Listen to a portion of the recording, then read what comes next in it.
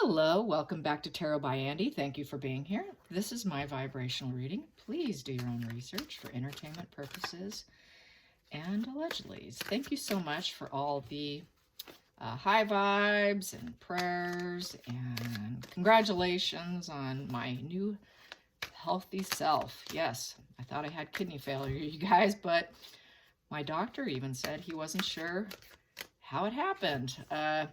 When we spoke on the phone, because it had to be done on the phone because doctors are not seeing patients now, he wanted to know if I had checked my online chart. And I said, no, I'm clueless. And his response was, I'm clueless too. That made me feel pretty nervous, I will say. However, it was positive, and I'm good. I'm all good to go. So it must have been severe. I had about 2 months, very bizarre, 2 months of very hardcore night sweats that drove me to the doctor. It was so bad. I literally thought I had either lymphoma, because that's one symptom, or I thought it was estrogen, having an issue with estrogen, because I know I have low estrogen. But then it came back with kidney, and which was a real shocker. So anyways, what I'm getting at is it could have been spiritual night sweats. There is such a thing as spiritual night sweats, because it stopped about as fast as it started. It was very bizarre, really awful, laying in bed, just dripping. It's so gross. I could feel it literally dripping down my sides and then going down around my waist and going to my backside. And it got so bad, I even bought myself a cooling mat off of Amazon, and cooling sheets, and menopause pajama. I mean, you name it. I would strip down. It made no difference. Then I'd put clothes back on. It actually helped sleeping with clothes on, because it would absorb the sweat. Because if I laid there, it was so bad. It was like running a marathon every night for 2 months. And apparently that probably caused severe dehydration within my body, even though I was drinking. So the whole thing is just crazy, but all I could say is I feel really blessed, super happy. So I just wanted to get that out there. So on a different note here, get into business. Let's talk about the real estate they're trying to sell. I decided to be a little curious today and check out celebrity homes that haven't sold. There's so many on the market, you guys. I seriously don't think this place is going to sell without drastic reduction in price. And even then, it's doubtful they even own it. So I think that this thing is not going to sell. I think it's going to sit, because there are so many celebrities that have done so much reductions in the prices. So I think it's going to be a real disappointment for them if they do have any ownership in it. And so that's where I stand on that.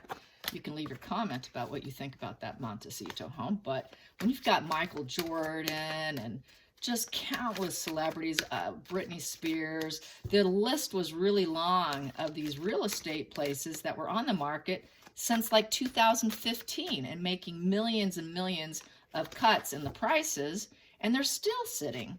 People don't want these huge mansions. It's just, it's the death of the mansions, People just are not wanting the maintenance. So it's really interesting. And even the foreign investors are not coming to buy it.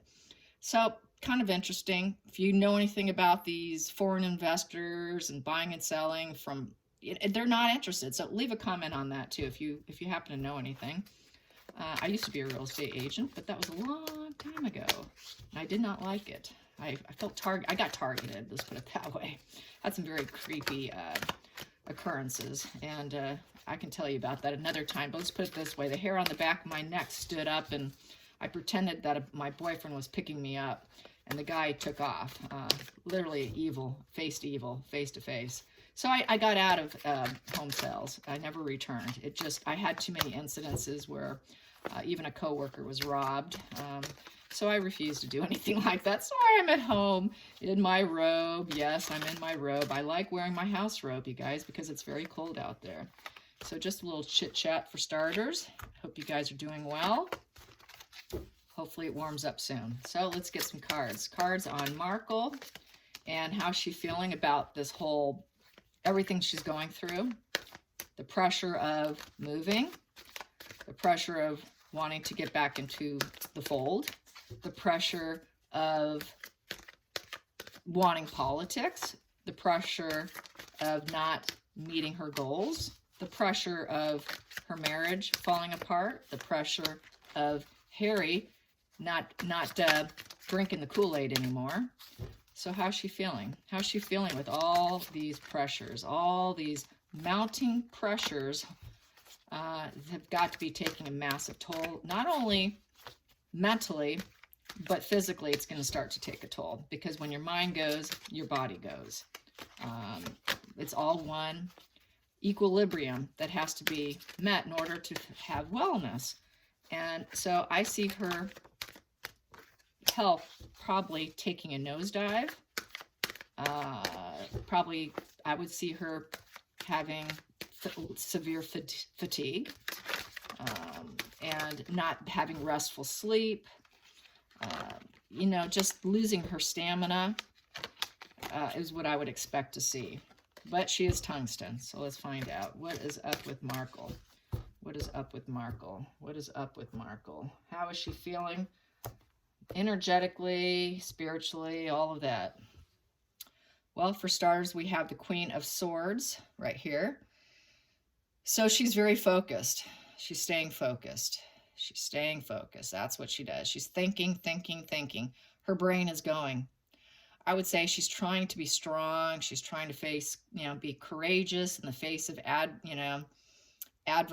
adversity.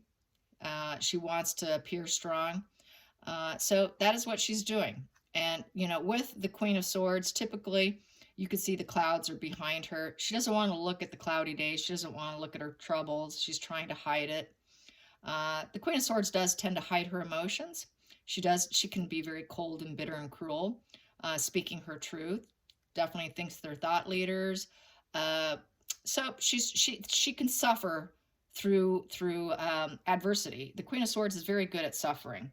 So I would say she's hanging in there with her suffering. She's doing pretty good hanging in there with her suffering. She's been there before, not her first go around at suffering. So she's resilient. She's got this resilience to handle the downs and the ups and all that in between, it's looking like. There's that. The challenging position. Yeah, the challenge is to stay strong. It's upright, strength upright. So that's the challenge, but she's doing a pretty good job of it, it's looking like. Okay, and the focal point for Markle is the Fool in the reverse position. So with the Fool in reverse, you know she took the wrong step. She left loyalty behind her, which was the Royals. Usually in this, you have this, there's usually a dog with the Fool's card that represents loyalty, that's walking with the Fool. But in this particular deck, we don't see it. There's a fox right there. So, you know, she's trying to leave her sneaky fox ways behind her, I would say. And she did leave loyalty behind her, because usually there is that loyalty dog that goes with you on your journey. And she's trying to carry that enthusiasm through the clouds, in essence. She's trying to hang in there, even though she knows she's made a lot of wrong steps, wrong moves, selfish path, and kind of running away from her problems. She'd like to run away from her problems. She really would. She'd love to run away. She'd probably like to leave the country at this point in time. I don't think New York's not far enough, Megan, if you're watching. It's not far enough. Here we go. The hidden energy here is the Two of Pentacles. So, whoa, I moved my camera. I apologize. There we go. There we go. So, yes, so Two of Pentacles is the juggling act. She's trying to juggle finances. Yeah, they're really struggling financially.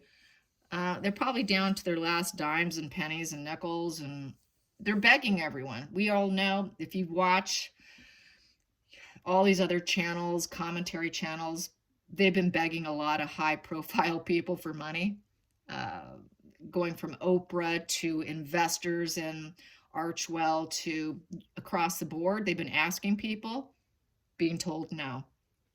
She's now stuck in this stuck position of trying to do this massive juggling act that I know she's not capable of doing.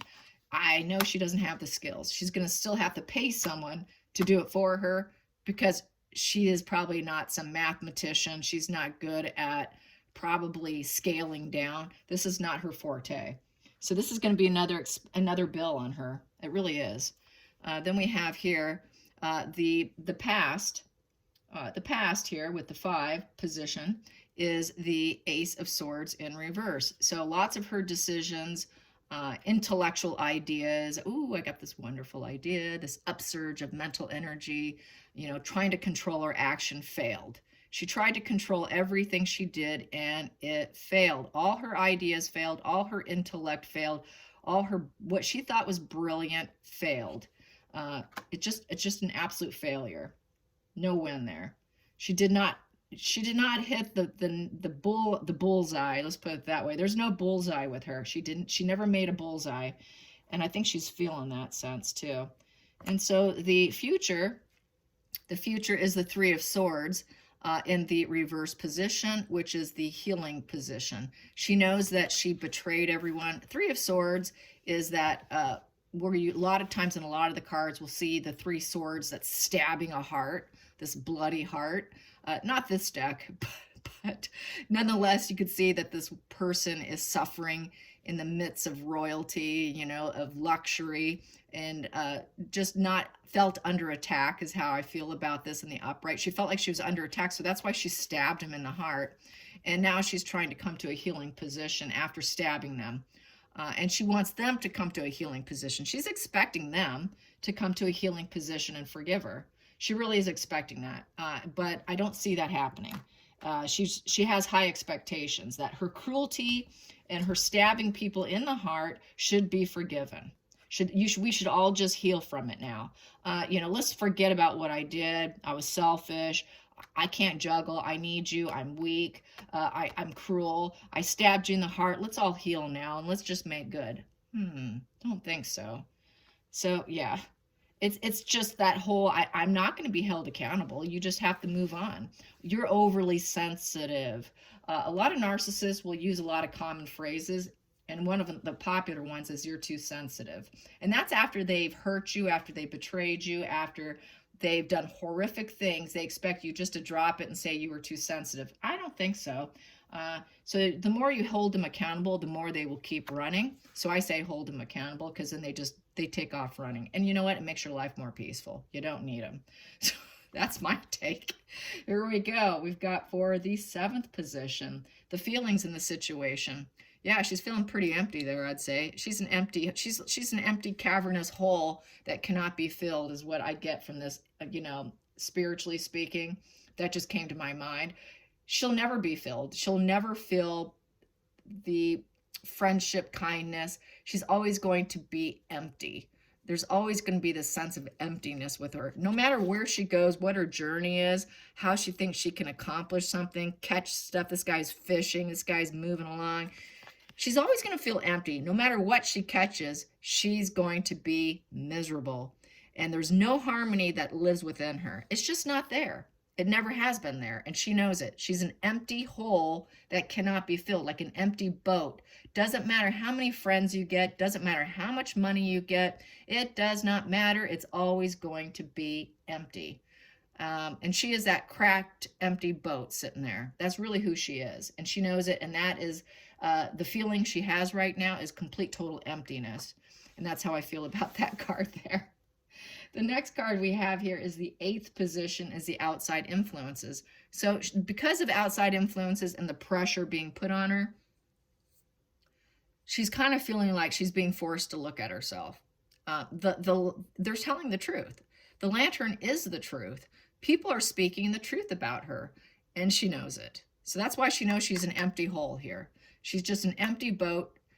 Doesn't matter what you catch, you're always going to be empty, and that is the truth.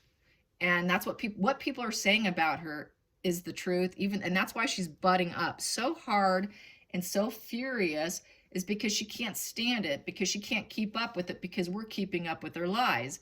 So lack of accountability from, like in this situation, lack of accountability. Don't hold me accountable. Let's just forget about it and move on. No, sorry, we're not going to do that. We're going to take you down because you took everyone else down, and we're going to keep you down. They should have their own frickin' island. They really should have their own island.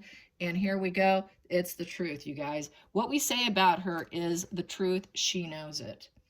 The next position here is the 9th position. So here we go. We have here the Page of Swords in reverse. She is cruel. She is a totally cruel individual, and she knows it. She's finally waking up a little bit about her cruelty. She's starting to, she cannot deny it now. Too many people are talking about her to the point where she's listening and she watches. She does watch all of it. Despite whatever she puts out there that she ignores it. She is so full of herself. She is such a liar about it. She completely watches.